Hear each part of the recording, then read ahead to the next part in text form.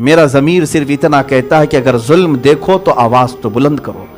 میرے آقا صلی اللہ تعالیٰ علیہ وسلم نے ارشاد فرمایا جب تم برائی دیکھو تو ہاتھ سے روکو، نہیں روکنے کی طاقت ہے تو زبان سے روکو، اس کی بھی طاقت نہیں ہے تو دل سے برا جانو اور وہاں سے اٹھ جاؤ۔ اور ایمان کا یہ سب سے کمزور حصہ ہے، دل سے برا جاننا۔ اب لوگ اگر دل سے بھی برا نہیں سمجھتے ظلم کو تو تمہارا ایمان بھی جا چکا ہے۔ ایمان ہوگا تو برائی کو برا سمجھو گے، ظلم کو ظلم سمجھو گے، خرابی کو خراب کہو گے۔ اور اللہ نے اگر زبان دی ہے تو خرابی کو خراب کہو، برائی کو برا کہو، ظالم کو ظالم کہو۔ کس بات کا خوف ہے؟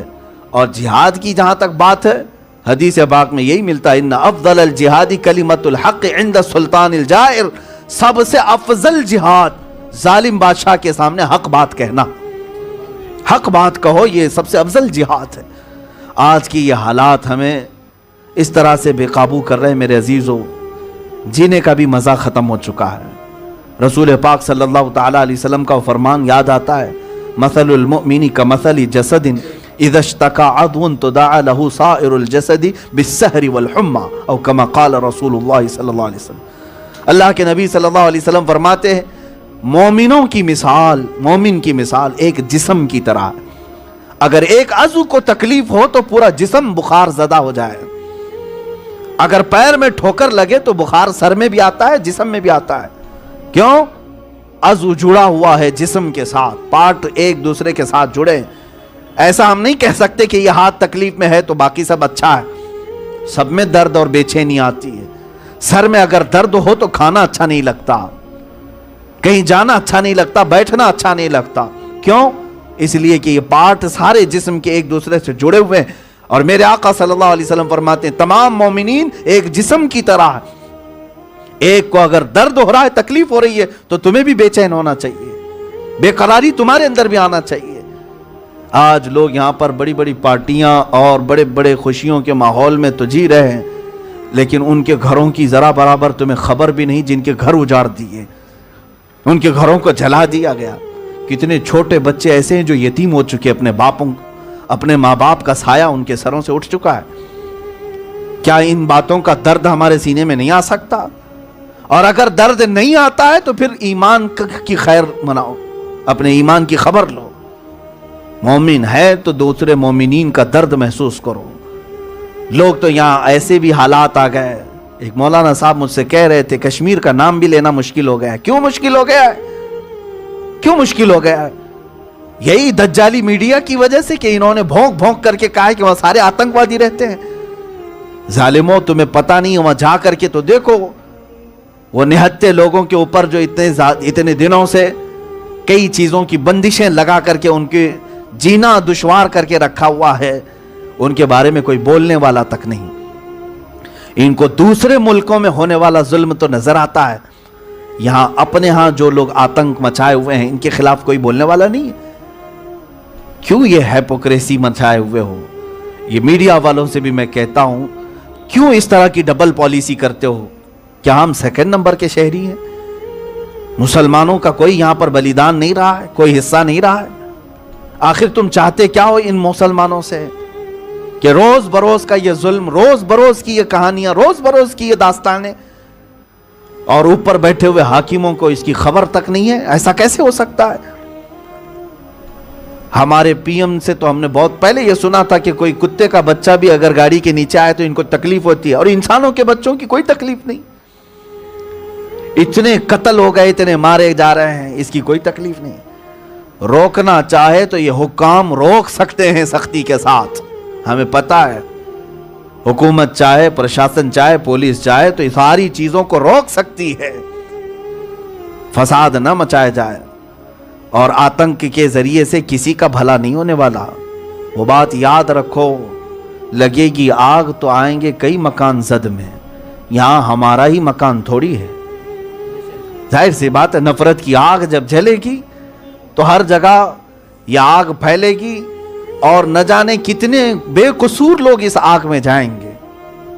بڑے بڑے لوگ اپنے محلوں میں راج کریں گے اور یہ شہر کو جلتا بجھتا دیکھتے رہیں گے، لیکن اس میں وہی لوگ جلیں گے جو جذباتی ہوں گے۔ کبھی باہر آئے اور کمزور قسم کے لوگوں کو پکڑ کر کے مار دیا جائے گا، ادھر بھی ہوگا ادھر بھی ہوگا، یہ ظلم چلتا رہے گا۔ اسی لیے امن و امان کی بات کرنے والوں سے میں کہتا ہوں کہ دونوں طرف اپیل کی جائے، ایسا نہیں کہ صرف مسلمانوں کو 144 لگا کر کے بند کریں اور کہیں کہ آپ باہر نہ نکلیں، حالات خراب ہیں۔ ان لوگوں سے بھی کہا جائے جو فاشسٹ تنظیمیں ہیں، جو کھلے عام نعرے بازی کرتی ہیں، ان تنظیموں کو بینڈ کیا جائے جو ریلیوں میں کسی مذہب پر حملہ کرتی ہیں۔ آج دیکھیں یہی تو اسلام ہے۔ ان خبیثوں کے اتنے بھونکنے کے بعد میرے نبی کی شان میں کہیں سے کوئی آپ نے ان کے مقدسات کی توہین کرتے ہوئے کسی کو سنا؟ آپ نے کہیں کسی مسلمان ذمہ دار نے، کسی عالم نے، یا کہیں سے کسی بھی بڑے حاکم نے کہ ان کے بھی دیوی دیوتاؤں کو بولو، خداؤں کو بولو، کتابوں کو بولو، کہیں آپ نے سنا؟ یہ اسلام ہمیں سکھاتا ہے لا تسبوا الذین یدعون من دون اللہ۔ اللہ قرآن میں فرماتا ہے جو اللہ کو نہیں چاہتے، اللہ کو نہیں پکارتے، ان کو گالی مت دو، پلٹ کر کے وہ اللہ کو گالی دیں گے۔ ہمارا یہ مزاج ہی نہیں رہا ہے۔ زبان تو اللہ نے ہمیں بھی دی ہے، تمہیں بھی دی ہے۔ تم نعرہ لگا کر کے دوسروں کے دلوں کو چھلنی کر کے سمجھتے ہو، بلکہ تم اپنی حیثیت اور حقیقت بتاتے ہو کہ تم حرام الدہر ہو، تمہارا نطفہ ناپاک ہے۔ اس لیے کہ کوئی بھی ضمیر رکھنے والا آدمی، تمہیں لڑنا ہے کسی کی ذاتیات سے لڑو، ہمارے سے۔ کسی نے تمہاری پراپرٹی ہڑپ لی ہے، کسی نے جائیداد قبضہ کیا ہے، جاؤ اس پر کیس کرو، مقدمہ کرو، اس سے جو لڑنا ہے لڑو۔ لیکن یہ کیا بات ہے کہ کہیں سے کروڑوں مسلمانوں کے دلوں کو چھلنی کیا جائے، ان کے مقدسات کی توہین کی جائے۔ ہمیں یہ بات سمجھ میں نہیں آتی۔ ڈپارٹمنٹ والے ہم سے کہتے ہیں کہ آپ یہ سب باتیں نہ کہو، ہم دیکھ رہے ہیں، ہم تو دیکھ رہے ہیں، کب سے دیکھ رہے ہیں، سب کر کے دیکھ لیا۔ آپ نے صرف لالی پاپ دیا اور کچھ بھی نہیں دیا اب تک۔ ہاں دیکھا ہے کہ جو بھی گستاخ ہے اس کے خلاف جا کر کے ایک دو نہیں کئی جگہ پر FIR ہوئی، کمپلینٹ کیے گئے۔ مجھے بتائیں یہ کیا ایکشن لیا گیا ہے؟ کہیں لیا گیا ہے؟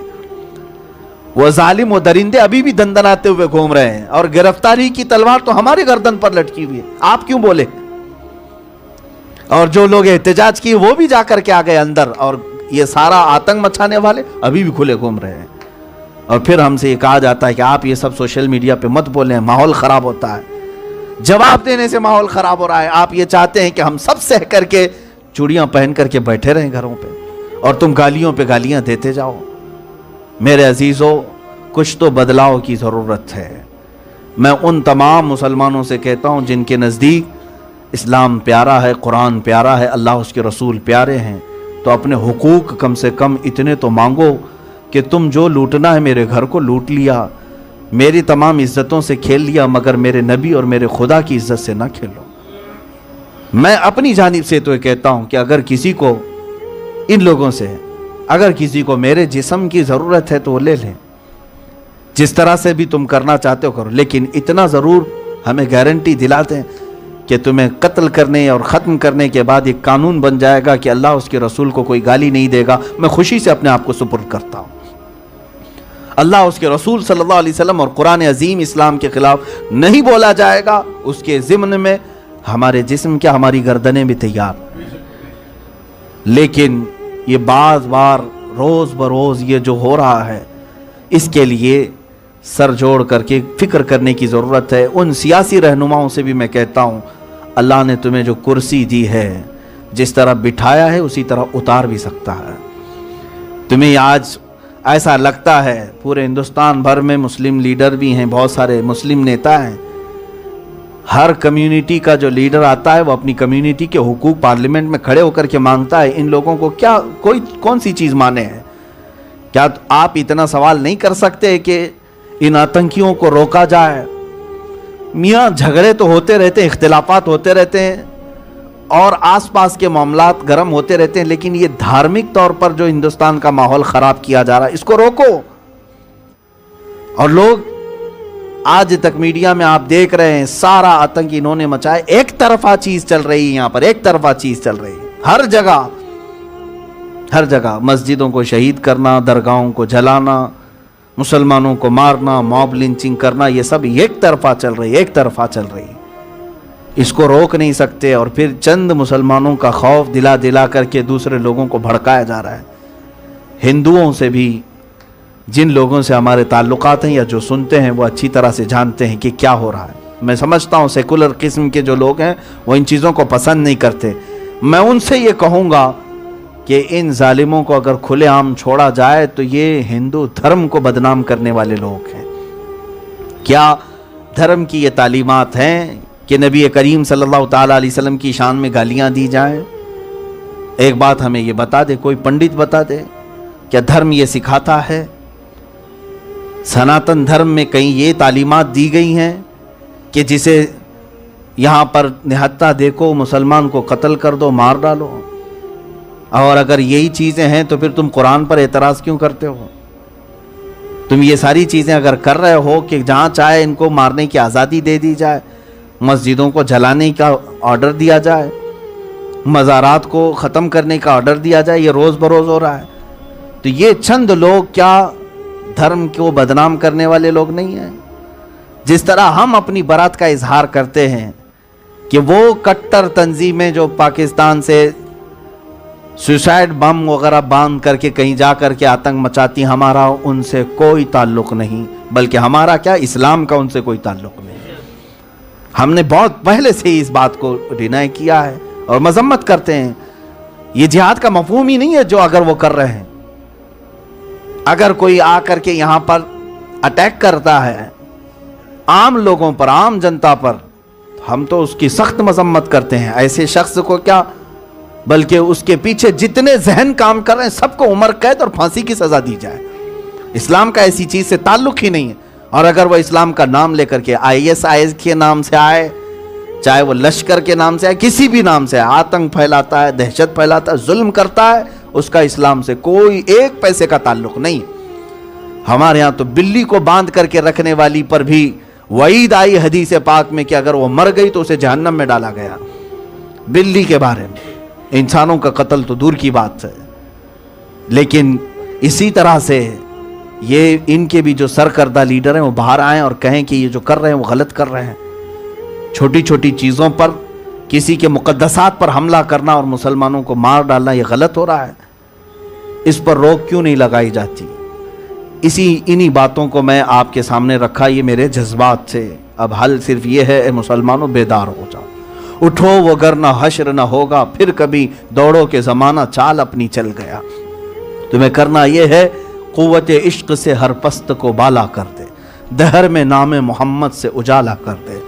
جن کو تکلیف ہے یا وہ جتنی گستاخی کرے اتنی بار اب اس سے زیادہ ہم میرے آقا صلی اللہ تعالیٰ علیہ وسلم کا چرچا ہر جگہ کریں گے، رہے گا یوں ہی ان کا چرچا رہے گا، پڑے خاک ہو جائیں جل جانے والے، ہاں خاک ہو جائیں عدو جل کر، مگر ہم تو رضا، دم میں جب تک دم ہے ذکر ان کا سناتے جائیں گے، دم میں جب تک دم ہے ذکر ان کا سناتے ہیں۔ اب ہم کثرت سے میرے مصطفیٰ کا ذکر کریں گے، ان کی تعلیمات کو ہر جگہ روشن کریں گے۔ یہ ٹھان لے مسلمان اور اپنے اخلاق کو سنوار لے کہ اب میں پہلے بولتا تھا حضور کے اخلاق اچھے تھے، حضور کی عادتیں اچھی تھی، اب عمل کر کے دکھاؤں گا کہ حضور کی سنتیں ایسی تھی۔ کیا اس بات کا عہد کرتے ہیں کہ ہم اپنے رسول پاک صلی اللہ تعالیٰ علیہ وسلم کے اعمال، اخلاق اور ان کی سنتوں کے ترجمان بن کر کے جائیں گے؟ یہ ایک بات یاد رکھ لیں، مصطفیٰ کریم صلی اللہ تعالیٰ علیہ وسلم کے دیوانے کبھی کم نہیں ہوں گے۔ ہاں ایک شاعر نے کہا ہے مصطفیٰ کے دیوانے کم کبھی نہیں ہوتے، ایک چراغ بجھے گا 100 چراغ جلتے ہیں، ایک چراغ بجھاؤ گے 100 چراغ جلتے ہیں۔ انشاءاللہ العزیز آج یہ تمام مسلمانوں کے لیے میسج ہے، وہ اپنے اخلاق و کردار، اپنے اعمال کو حضور پاک کی سنتوں میں ڈھال لیں اور پھر ترجمان بن جائیں، پھر دیکھنا اللہ تبارک تعالیٰ کی مدد بھی آئے گی، کیونکہ اس نے وعدہ کیا قرآن پاک میں، کان حقا علینا نصر المؤمنین، اللہ فرماتا ہے ہم نے اپنے اوپر لازم کر لیا ہے، مدد کریں گے تو ایمان والوں کی مدد کریں گے، ہمیں اب ان کی کسی کی مدد کی ضرورت نہیں، اللہ کی مدد آئے گی انشاءاللہ۔ رب تبارک و تعالیٰ جہاں مدد نازل کرے گا وہ کس انداز سے آئے گی، کہاں سے آئے گی، تم سوچ بھی نہیں سکو گے۔ ہاں کبھی نہ ہم اپنی تعداد پر دیکھیں گے، نہ اسباب کی طرف دیکھیں گے، نہ ہم اپنے گھر بار، نہ اپنے سیاست اور تخت و تاج کی طرف دیکھیں گے. ہماری نظر صرف اور صرف اس رب کعبہ کی طرف ہوگی جو ابابیل کو بھیج کر کے ابرہا کو بھی ختم کر سکتا ہے، جو فرعون کو دریائے احمر میں غرق کر سکتا ہے، پانی کے ذریعے سے ہلاک فرما سکتا ہے. اس رب ذوالجلال کی بارگاہ میں ہی ہمارا سارا معاملہ ملتجی ہو جائے، اسی کی طرف التجا بھی کریں. اے رب قدیر، تو نے جب ظالموں کو مچھروں سے ہلاک کیا ہے اور خدائی کا دعویٰ کرنے والے کو پانی سے ہلاک کیا ہے، کعبہ ڈھانے والے کو ابابیل چڑیوں سے ختم کیا ہے، اور ظلم اور آتنک مچانے والے کو کسان کے 2 بچوں سے ختم کیا ہے، اے الہ العالمین، آج اگر ہمارے اعمال میں کمی ہے تو ہم توبہ کرتے ہیں. اگر ہمارے اخلاق میں خرابی آئی ہے، بلکہ آئی ہے مولا، ہم اپنے برے اخلاق اور اپنے برے اعمال سے توبہ کرتے ہیں. ہم تیرے حبیب پاک کے دامن میں پھر سے آتے ہیں، ان کے قدموں سے لپٹتے ہیں. مولا، تو جیسے پہلے مدد نازل کرتا تھا، اس امت پر دوبارہ مدد نازل فرما. امت مصطفیٰ آج قسم پرسی کے عالم میں ہے مولا. یہ کہاں جائیں، کدھر جائیں، کس کو اپنا غم سنائیں، کس کے دربار میں اپنے دکھڑے بیان کریں. الہ العالمین، تیرے دربار کے علاوہ کوئی دربار ہمارے پاس نہیں ہے. ہماری ساری چیزیں تباہ و برباد کی جا رہی ہیں، ہماری خانقاہیں ہیں چپ کرا دی جا رہی ہیں، ہمارے علماء کی زبانیں کھینچی جا رہی ہیں، اور کئی ایسے علماء جو حق بولتے تھے ان کو جیلوں میں بند کر کے رکھا جا رہا ہے. اے رب قدیر، اب تو تیری مدد آ جائے، اب تو تیری مدد آ جائے. الہ العالمین، تیرے حبیب پاک کی امت پر ظلم بہت بڑھ چکا ہے. نہتے مسلمان ان چھوٹے بچوں کا واسطہ مولا جو بچپن میں ہی ابھی کھلنے سے پہلے مرجھا گئے. ان ظالموں نے چھوٹے چھوٹے بچوں کو خون میں نہلایا ہے، اور کئی وہ بچے ہیں جن کے آنکھوں کے سامنے ان کے باپ کے لاشیں جا رہے ہیں، ان کی ماؤں کی جنازے اٹھائے جا رہے ہیں. ان دکھی درد والے دلوں کے سہارے مولا، ان یتیموں کا واسطہ لے کر تیرے دربار میں دعا کرتا ہوں، تو اب تو مدد نازل فرما. اے کریم خدا، غیب سے تو مدد نازل فرما. ان ظالموں کو کیفر کردار تک پہنچا دے، جنہوں نے تیرے حبیب پاک کی شان میں گستاخی کرنے کو اپنی زندگی کا مقصد بنا لیا ہے. مولا، ایسی سزا بھیج کے عبرت کا نشان بن جائے. اے اللہ، زمین کو ان کے لیے پھاڑ دے، ان کے چہروں کو جلا کر خاکستر فرما. اے قدیر و جبار خدا، ہمارے دل چھلنی چھلنی ہو جاتے ہیں مولا، بار بار تیرے نبی کی شان میں گالیاں سن سن کر کے جینا ہمارا دشوار ہو چکا ہے. اے رب ذوالجلال، زہر کھاتا تیرے ارشاد نے کھانے نہ دیا، زہر کھاتا تیرے ارشاد نے کھانے نہ دیا. مولا، ہمارے کان اب تک سلامت رکھے تیرے حبیب پاک کی گالیاں سن کر کے بھی. ہماری آنکھیں اب بھی دیکھ رہی ہیں ان ظالموں کے ظلم کی داستانیں دیکھ کر کے، خون میں لت پت لاشیں دیکھ کر کے بھی. مولا، مجبور ہو بے بس ہو گئے ہیں، کچھ نہیں کر سکتے. اس لیے تیری بارگاہ میں کل بھی ہم ملتجی تھے، آج بھی تیرے ہی دربار میں لو لگا ہیں. اور پھر میں یہ عرض کرتا ہوں مولا، تجھ سے جو منہ چھپائیں تو کریں کس کے سامنے، تجھ سے جو منہ چھپائیں تو کریں کس کے سامنے. کیا اور کسی سے توقع نظر کی ہے؟ مولا کریم ہے تو، کرم فرما دے، رحیم ہے رحم فرما دے. اے رب ذوالجلال، تجھے رسول پاک کے چہرے و دعا کی قسم، مولا تجھے رسول پاک کی زلف معمبری کا واسطہ، حسنین کریمین کی شہادتوں کا واسطہ، اے الہ العالمین، امت مصطفیٰ پر رحم کی بارشیں نازل فرما، کرم کی بارشیں نازل فرما. تریپورہ کے جو مسلمان نہتے مولا ظلم کا شکار ہو چکے مولا، ان کے لیے غیب سے مدد نازل فرما. فلسطین، افغان، عراق، یمن، شام، کشمیر، برما، سب جگہ کے مولا مظلوموں کی تو مدد فرما. اے اللہ، تو مظلوموں کی مدد فرما. تیرے نبی پاک نے فرمایا مظلوم کی آہ کو مولا جلدی سنتا ہے. اے رب ذوالجلال، آج ہم سے زیادہ مصیبت میں کون ہے اور تجھ سے زیادہ رحم کرنے والا کون ہے؟ اے کریم خدا، تیرے دربار میں ہم عاجزی کے ساتھ آج ہاتھ پھیلاتے ہیں.